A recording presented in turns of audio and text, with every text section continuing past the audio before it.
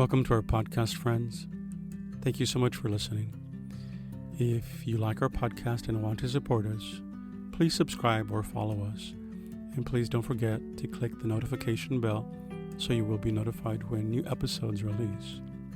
Thank you, and God bless.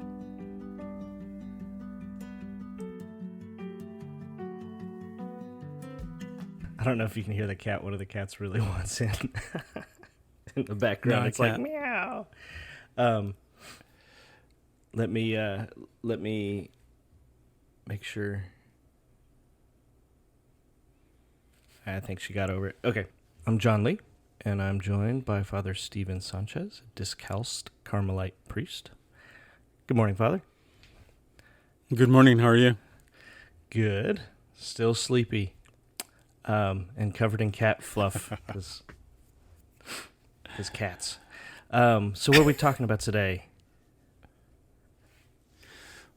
When we spoke about developing a theology of sanctity, and we talked about how that developed in the church, towards the end of that segment, we also spoke about martyrdom and martyrdom in the early church. I would like to talk a little bit more about martyrs, but martyrs in modern history. Modern history belongs in the 1500s. And so there have been some organized, concerted persecutions of the church by different states, state organizations, or countries.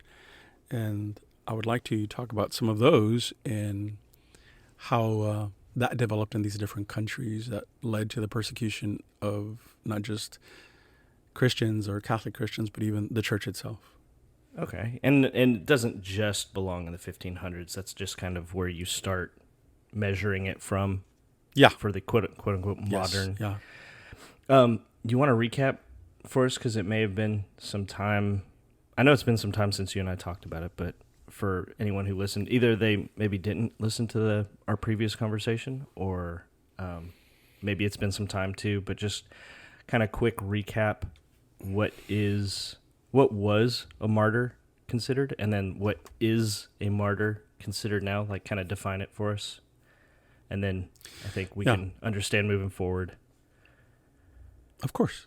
Martyr is from the Greek word that means witness or testifier, or a given testimony.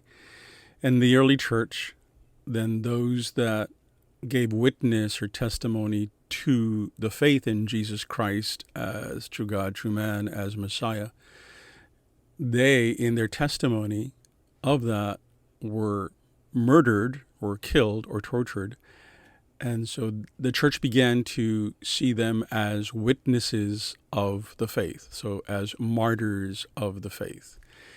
And in the early church, especially under the jurisdiction of the Roman Empire, just naming Jesus as Lord was already treason, because there's only one Lord, and that's Caesar. And so proclaiming Jesus as Lord is already treasonous. And so proclaiming Jesus as Lord was also then sacrilegious to the Jews. So then you had that persecution. And so we had the beginnings of that witnessing to the faith in Jesus Christ through the shedding of blood. And that was how then we began that whole idea and the age of martyrs at the beginnings of the state. The juridical persecution by Rome of all Christians, because calling Jesus Lord was treason, and not sacrificing to the emperor or to the gods of Rome was considered impious or irreligious, and therefore a danger to the state. So that is sort of the root of that. And we would call Jesus Christ King of Martyrs, in that he is the supreme witness of the reconciliation that God the Father desires to bless us with. And so he dies, he witnesses, he is martyr, he witnesses to that truth of the Father's love for us, and we consider Jesus Christ as King of Martyrs, or the King of witnesses to that truth. Okay, and this continued, forever and forever, all the way. I mean, still going on right now. But there's a very famous individual in the 1500s that is kind of where we're just going to choose to start our focus on. Yes. And that individual was Henry VIII. And there is a section in church history we consider that part of those who were martyred, the martyrs of England and Wales. So Henry VIII, when he was in power, he was very much a good, devoted Catholic, and he even defended the presence of Christ in the Eucharist, and the Pope blessed him with the title of Defender of the Faith, which the English monarchs still keep, and which I protest because they're no longer with us, so they shouldn't be using that. Yeah. Anyway, that's another point. So anyway, Henry then wanted to secure a annulment of his marriage to Catherine of Aragon. And the reason he was so focused on an heir, he wanted to get an annulment from Catherine of Aragon because she could not produce a male heir. And the reason it was so important to him to have a male heir was that his father, Henry VII, was a usurper of the throne. So he took the throne by force, and so it was important for Henry to establish a dynasty, to establish a line to validate his being on the throne. So when he could not get an annulment from his marriage to Catherine of Aragon, Catherine of Aragon was first engaged to Henry's brother, and he died before they could consummate the marriage. So they had an annulment of that marriage so that Henry could marry her. So Henry marries Catherine. Catherine of Aragon is the daughter of Ferdinand and Isabel of Spain, a very powerful nation. So Henry was very interested in that, and again, establishing himself, and by marrying into a very noble bloodline, also validates his own claim to the throne of England. So anyway, So Catherine has several miscarriages. Catherine produces one child that lives, Mary Tudor, and so she keeps having stillborns, and so Henry puts her away. So basically it's living under house arrest. So in 1533, Henry puts Catherine away. Then in 1534, because he cannot get this annulment, he works with Parliament. And so through Henry and the Parliament of England's finagling, they then proclaimed that in 1534 the Pope has no jurisdiction over the church in England. In that same year, in 1534, Parliament passes the Act of Succession, which made it a capital offense to reject or deny the validity of Henry's marriage to Anne Boleyn. So then Parliament issued another act, followed by the Act of Supremacy, which made it high treason not to acknowledge King Henry as the only supreme head on earth of the church in England. It was under these last two acts that most of the first 50 martyrs suffered death. So since he couldn't get an annulment from the Pope, through his counselors and through his sycophants there, those that his adorers there in court, because they were terrified of Henry, they just decided to separate themselves from the church, from the See of Rome, and basically created their own church. So Henry could get an annulment. Yeah, and because this is all right in the throes of the Protestant Reformation starting up, and people talking about what's going on in other countries, and I think a lot of that probably fed into his kind of egotism that I can do this too, kind of stuff. Right, correct. And he was more interested in, again, securing a dynasty. So I don't know if you've ever seen the movie The Man for All Seasons, which is about Thomas More and his struggle as chancellor and his dying for the truth. A lot of people then were very shocked by these acts of Parliament. But again, as king, if you didn't agree with it, he'd chop your head off. So there's lots of. It's a very dramatic period of history. I always find it very fascinating, that period of history as well. So you have the Man for All Seasons, which is a great movie. And then recently there was several years ago, like 5, 8, 10 years ago, there was a movie with Scarlett Johansson, and it was the other Boleyn girl. So that's all the court intrigue going on, and so she is the mother of Elizabeth the First, who becomes queen. So anyway, these first martyrs, all of them could have saved their lives by renouncing their faith, by renouncing the priesthood, and or renouncing their allegiance to the See of Rome.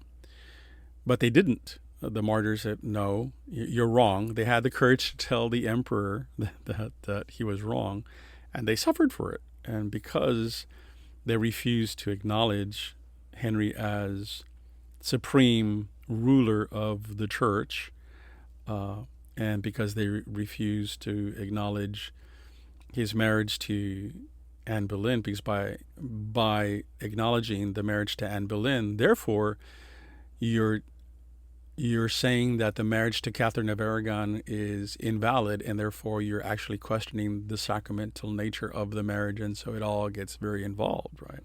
Yeah, and it's kind of interesting too, because I think King Henry was it's the whole slippery slope kind of thing, right? Like, I don't think he really wanted to change anything other than the sacramental nature of marriage, right? He wanted to be able to do what Correct. he wanted with that, but leave everything else alone. But it ultimately, it didn't stay there, right?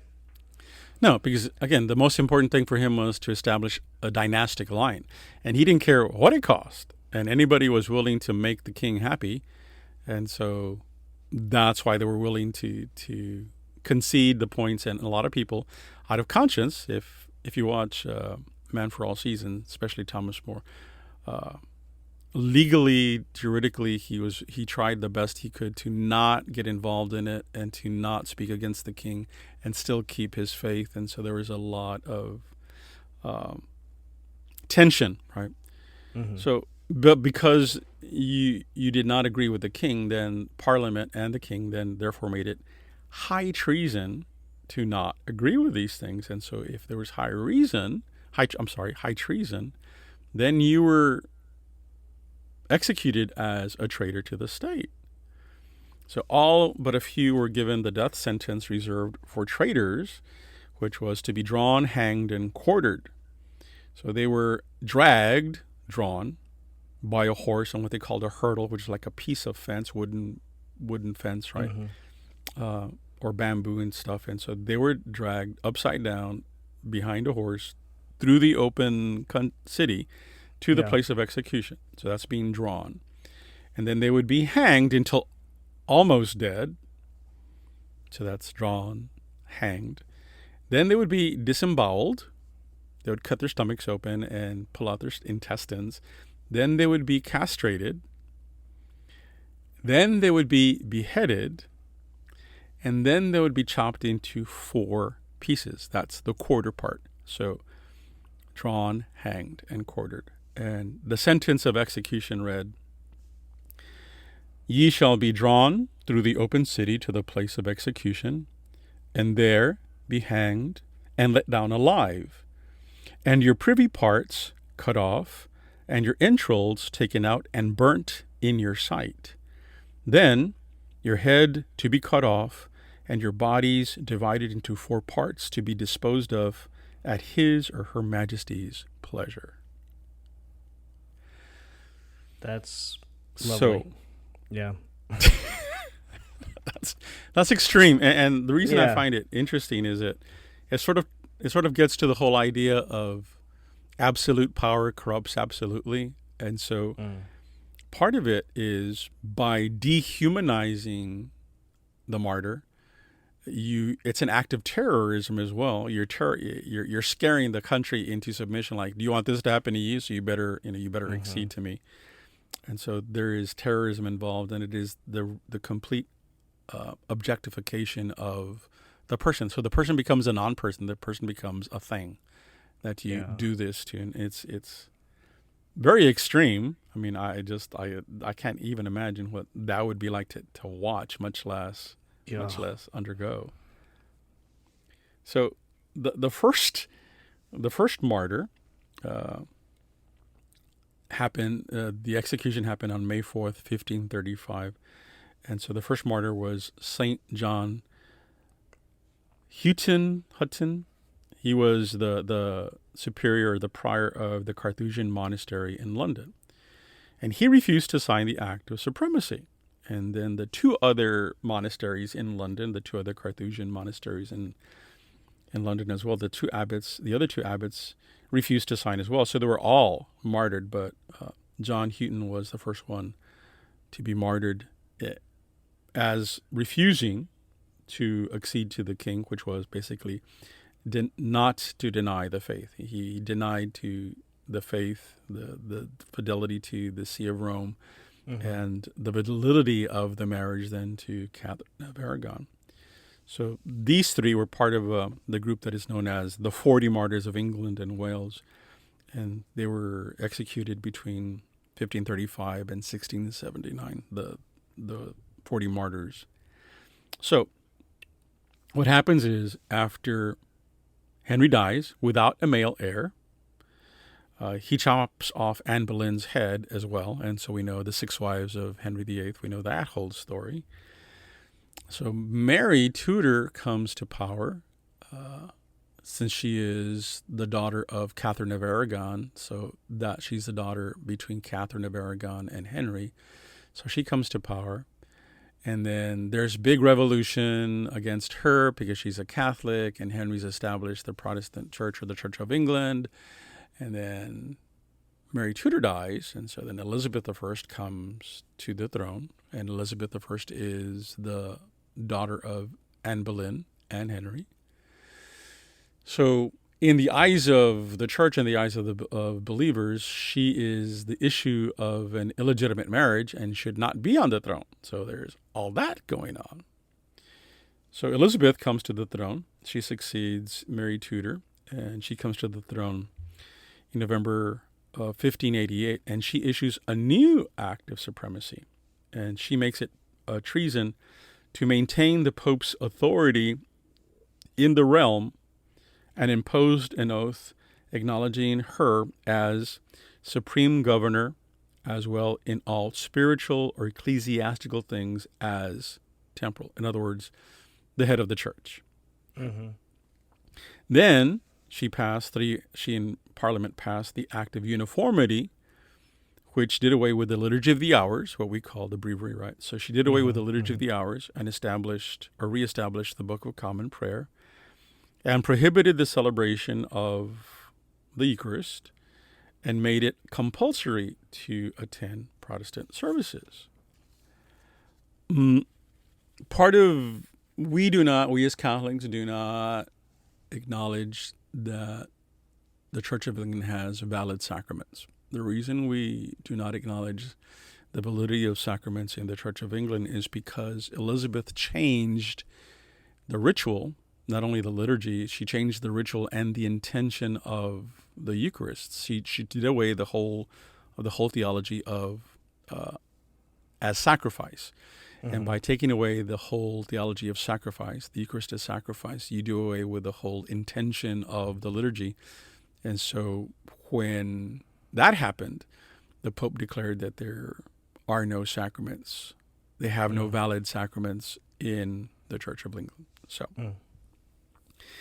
then, because of that, in November of 1569, there was an uprising of Catholics in northern England.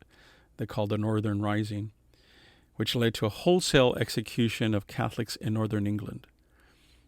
In response to that, Pope Pius V excommunicated Elizabeth, who then retaliated with further acts of Parliament, the further persecution of the Catholics in England. So between 1570 and 1585, 38 martyrs suffered, the most famous being the Jesuit priest, Father Edmund Campion. There is a book written by Benson, Robert Hugh Benson. He was the son of an Anglican priest. He was actually the son of the Archbishop of Canterbury when he was all Anglicanized. And he converted to the Catholic faith. He entered the Catholic faith and was very defendant of the faith. And he wrote a book entitled Come Rack, Come Rope. And it's a great novel. It's a historical novel about the suffering of the Catholics under Elizabeth. How basically you were fined for not going to a Protestant service. You were fined. And so you kept being fined and fined and fined until you lost your property, or you conceded and started going to Protestant services and just gave up. A lot of Catholics in England had what they call priest holes built in their homes as they hid the priests. They would have clandestine Eucharistic celebrations, the celebration of the Mass in hiding. So Catholics were in hiding. And so it's a very interesting historical novel. So Elizabeth, her intention was to replace the Catholic faith with the Anglican faith of the Church of England. She wanted it to be a bloodless manner, but even though the persecutions continued, there were no martyrs during her first 12 years as queen. What led to the martyrdoms was the act against Jesuits. It was a parliamentary act. Acts against Jesuits, seminary priests, and other such like disobedient subjects, which made it high treason for a native-born subject of the queen to be ordained outside of the realm and return to the realm as a priest of the Catholic faith. Anyone who aided these priests would also suffer the same penalties as high treason. What happened too was we had this big struggle between Mary, Queen of Scots, and Elizabeth. Mary, Queen of Scots, was kept in prison for 13 years or something like that until Queen Elizabeth chopped her head off, because she actually had a greater claim to the throne of England than Elizabeth through the Stuart line. So there was all this drama going on, and so there was the treason that Mary, Queen of Scots was executed for was she was conspiring with Catholic priests to get her on the throne so she could reestablish the Catholic Church in England. So because that happened and Queen Elizabeth found out about this, not only did she chop off Mary, Queen of Scots' head, she then began to actively persecute all priests, especially the Jesuits, who were the missionaries at that time in the Protestant England. And the martyrdoms continued. They continued under James I, who was the son of Mary, Queen of Scots. After Elizabeth dies, there are no heirs. She had no children. So then the son of Mary, Queen of Scots, James I, comes to the throne. He is Protestant because he was raised in Wales after the Welsh throne became Protestant. And then the martyrdom continued under Charles I and Charles II all the way up until, we're talking about the 1680s. So there's this whole kind of government focus on trying to eliminate the faith, eliminate the validity of the church, eliminate the priests, so that they have nowhere to go to other than Protestant services. So that was then the martyrs under Henry and his followers. Yeah. Let's take a quick pause. My cat is going nuts back here. And so Okay, sure. We're going to try something. I'm not going to stop recording, though, because I can probably edit this out, or we'll just leave it for flavor. Okay, who knows? sure. Hold on. Okay.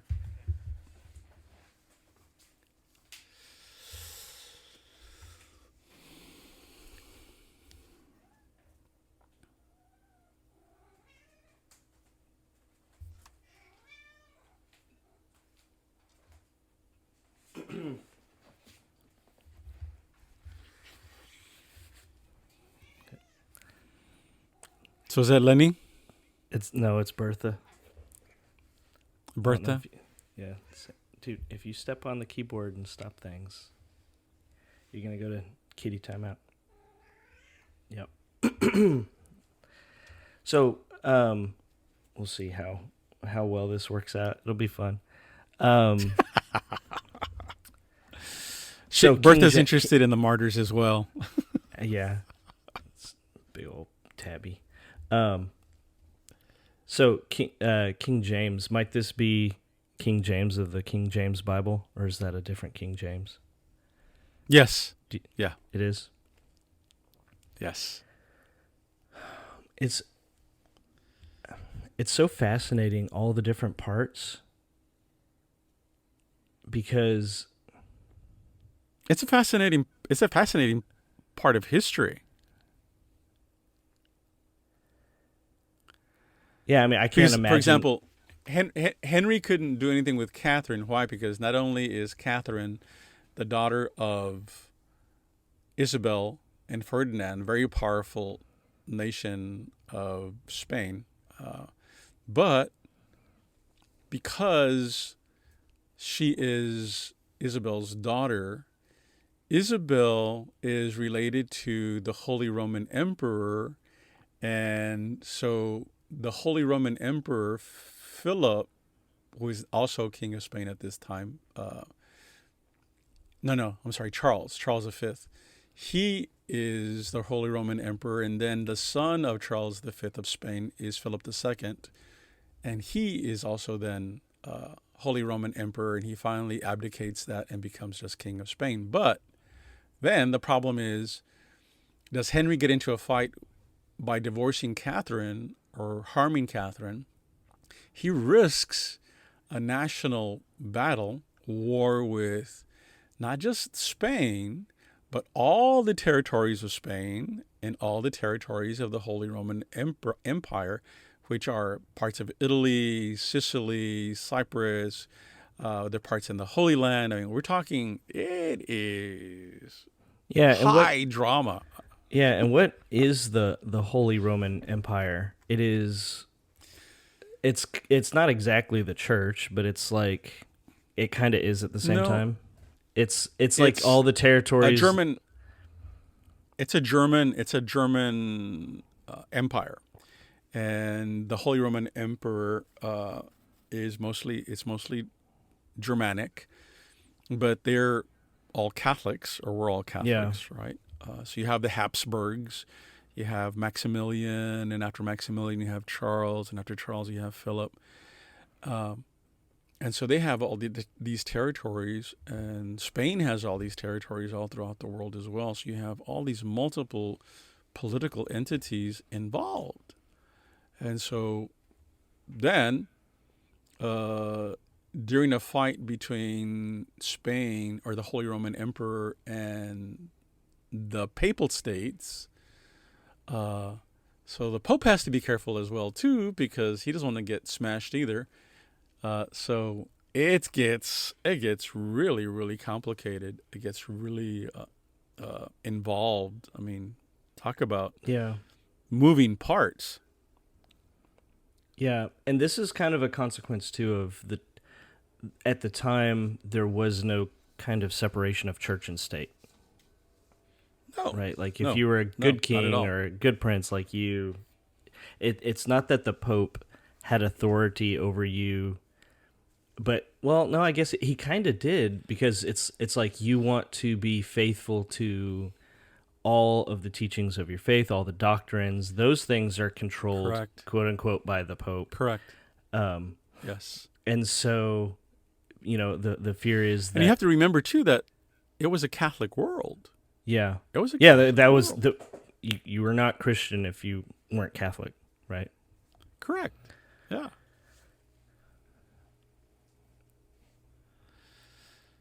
So there's movies and books written on Mary Queen of Scots, which are interesting. There's a book written on the life of Catherine of Aragon. Of course, you have several books on the six wives of Henry VIII.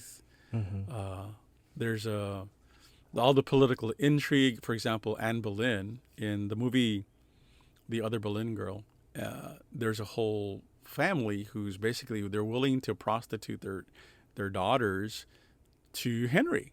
They're all trying to make Henry happy, and whoever is in Henry's bed, they have Henry's favor. And so again, here we have a Catholic king, so obviously not such a moral king, who leaves the church and then begins on this enslavement to his passions. And so you have Anne Boleyn's elder sister Mary first slept with Henry VIII, and then Henry had a child with her, but then got rid of her.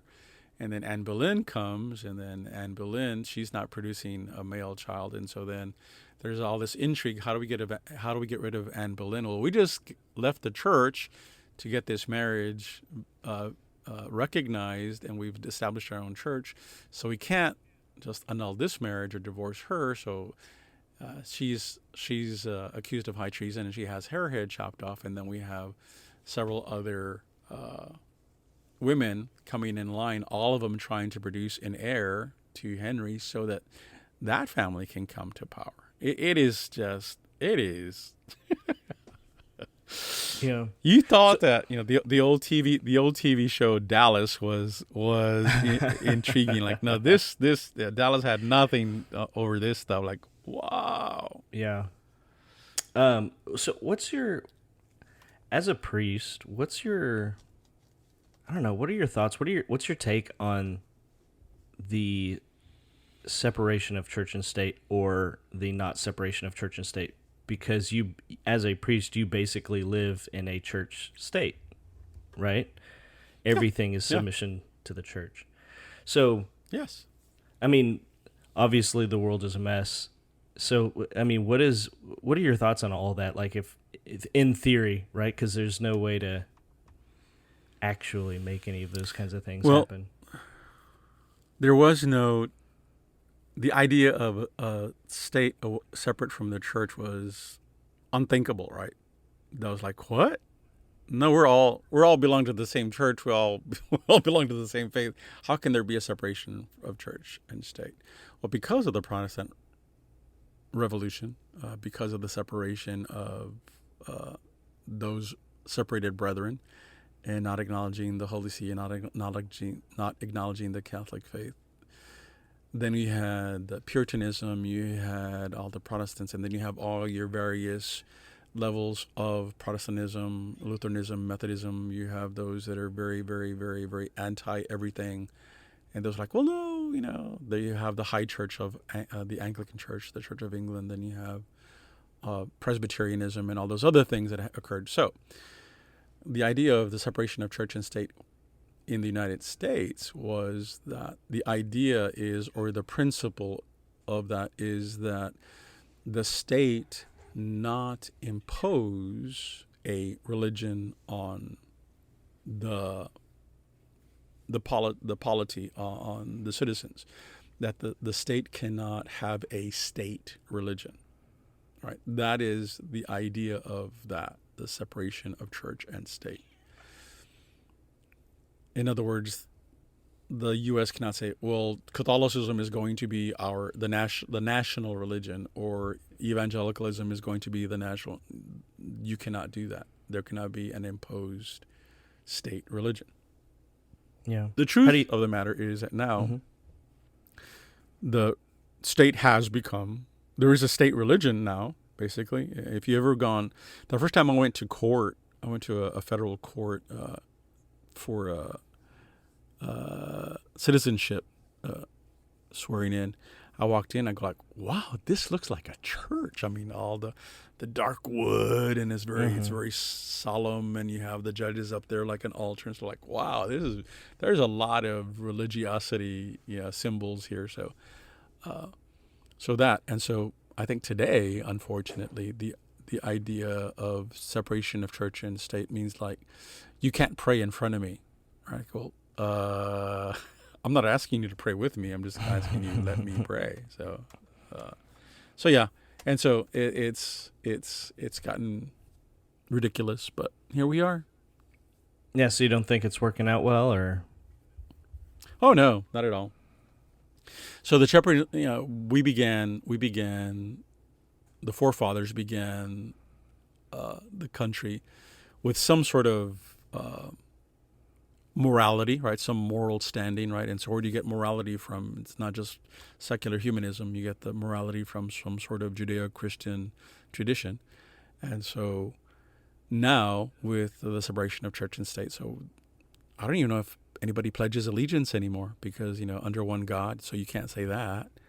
So there's no pledge of allegiance, there's no prayer, there's no nothing. There, you can't have, like, whoa. So basically, a lot of the Christian moral foundation of the country has been eviscerated or done away with, and so there is no moral ground. And so the excuse is separation of church and state, which has nothing to do with that. The idea of separation of church and state is that the government cannot enforce a state religion that I have to accept.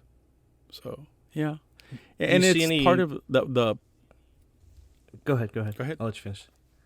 I was going to say, part of the beauty of the democracy and the danger of the democracy is the freedom that we have in this country is so free that now we have the freedom to deny freedom to others, which is like, that's not the way it's supposed to be, but that's the way it is. So, yeah. Do you see any parallels between King Henry, his actions, and kind of the trend of the United States separation of church and state? Well, one of the things that people forget is that the government of the United States is an experiment. It was an experiment to have a country that has no state religion. And so other countries have embraced that, France, of course, and we'll talk about France in a little bit. But there are other countries that have joined that experiment. So the experiment is, let us have a country where there is no state-sanctioned religion.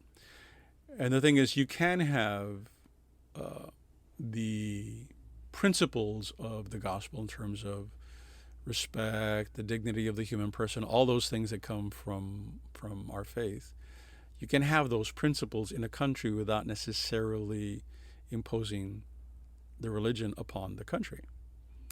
So the question is the experiment working, or does the experiment have to be adjusted, or has the experiment failed? Is this where we find ourselves? And that's a deeper question, and that's more of a philosophical question than it is a theological question, but that is part of it too. Then is, okay, so what is having a country that has no real moral standards, and you can't have a moral standard if you don't want religion, because where else are the moral standards going to come?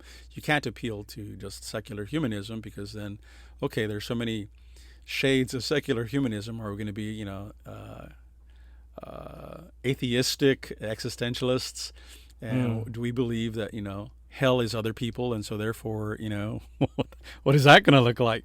So yeah, it becomes a complicated question, and so you have to separate the theology and the spirituality from the politics. And of course, when you talk about politics, the fundamental question is, do you have the real capacity to stand back and objectively analyze the situation and the reason why the United States was founded and the principles or the ideal under which the United States was founded?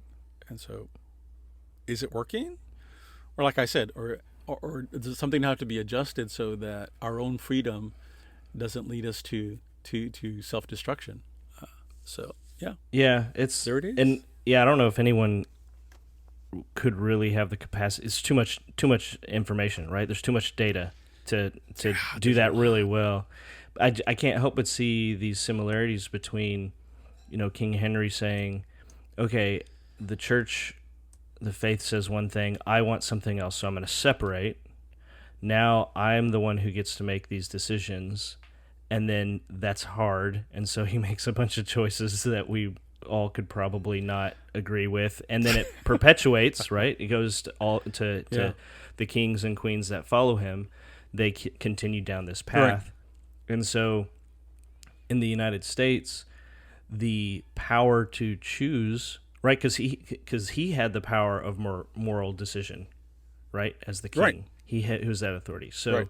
in the United States, it's like we, the people, have that choice, but I don't know if because we're a republic, we, the people, don't really. It's the representatives, and even at that, then it gets complicated because who has the final authority, and there's checks and balances and whatever. But so then, does anyone really have the moral authority? And it's right. kind of like what you're saying. If I have the freedom to not have freedom, or to take away your freedom, so then it's like, wait, right. you're just making this even worse, right? So I don't know. I can't help but see a lot of similarities between the two, and in England, in Scotland, UK, right, Wales, all that. It was the Catholics were persecuted. In the United States, it seems very much now everyone is persecuting everyone. Yeah, I don't know. Yeah. It's very interesting to me. There's on the psychological level, there is a book written about the narcissistic epidemic, and basically we've become a country of narcissists. So a narcissist is only concerned about themselves, and so like the only thing I'm concerned about is that I get what I want. I don't care what it costs you. I want what I want. And so if you have a nation of narcissists, there's only one end for that, and it's not a pretty end. So that's the question we have to ask ourselves as well. I mean, I think part of it too is, do we have the understanding that in a communal setting, the capacity to live in community, am I willing to sacrifice a benefit or a desire or a pleasure that I have? Am I willing to sacrifice that for the greater good, the greater common good? Because if the greater common good exists, then I continue to exist. But if I undermine and erode the greater common good will no longer exist. Society will collapse, and then I will die as well too. I will be part of that chaos as well. So I think part of it is just that the capacity to seek the common good, the greater good. And so then again, we'll go back to the whole idea of, is there a moral ground? Is there a moral standing? So our representatives are called to represent the constituency that they represent, but also to make choices for the greater common good. So if everybody's arguing and fighting about something, it doesn't necessarily mean that I allow myself to be cowed by them. I have the responsibility then, the moral, ethical responsibility, to seek the common good for someone who may not know what the common good is. So I guess complicated. And it kind of makes me think back to my question to you about, you live in a church state, basically, as a priest, right? I would say it's probably a fair assessment to say it's, in a lot of cases, not any better, right? Because it's hard to live in community with people, but at least I can say this, at least about the church, is that there is a moral authority in Jesus, right? And it's established, and we're called to that. And I can't say that necessarily about, not even just the United States, but like any government. I don't know. So interesting. It's all so interesting. What would be like? What do you think? Because we've got a lot of different groups of martyrs that we're going to want to focus on.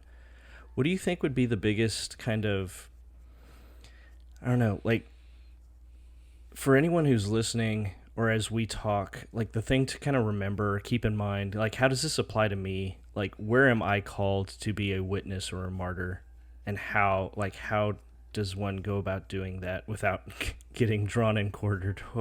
Hopefully, you know. Or thrown to the beasts. Yeah. Yeah.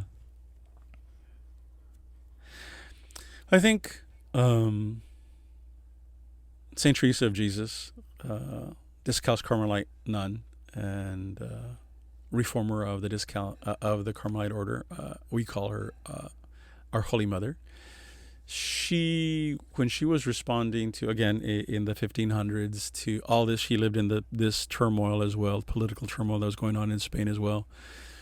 And she said, it is not a matter of armies, because the Holy Roman Emperor was trying to put down Protestant revolution with soldiers and stuff, right? And Teresa said, this is not a question of armies. This is a question of living the Christian life, that you live your best Christian life, that you live your vocation to the best of your ability, because this is not a political evil. This is a spiritual evil. And there is some truth there. I mean, there is some spiritual blindness in a lot of these areas, right? Where the narcissist or the egotistical person in control or in power is so enamored of the power that they're not willing to let go, and they're willing to kill or suppress anyone who is even willing to ask them to question themselves. Mm-hmm. Right? So I think it's a matter of, how do I live my best Christian life where I find myself? Do I have the courage to be kind? Do I have the courage to be respectful? Do I have the courage to consider the other person's opinion? I try to understand where the other person is coming from. Do I have the courage and the objectivity to even look at myself and ask myself, am I right in my understanding of my faith? Am I right in my understanding of what it is that I'm called to? So, yeah, it's a personal, again, it all goes back to personal transformation. Am I willing to be transformed by the love, mercy, and grace that God the Father has blessed me with in the person of Jesus Christ, and allow that to change me? The world changes one person at a time. So do I have the capacity? I love it. Such good stuff. So much to think about. Well, Father, I think we're gonna wrap this one up here, but we're by no means are we done talking about martyrs. There's so much to cover for us history there's still nerds. more. Yeah. Just wanted to thank everyone for joining us today, and we look forward to the next time. God bless everybody.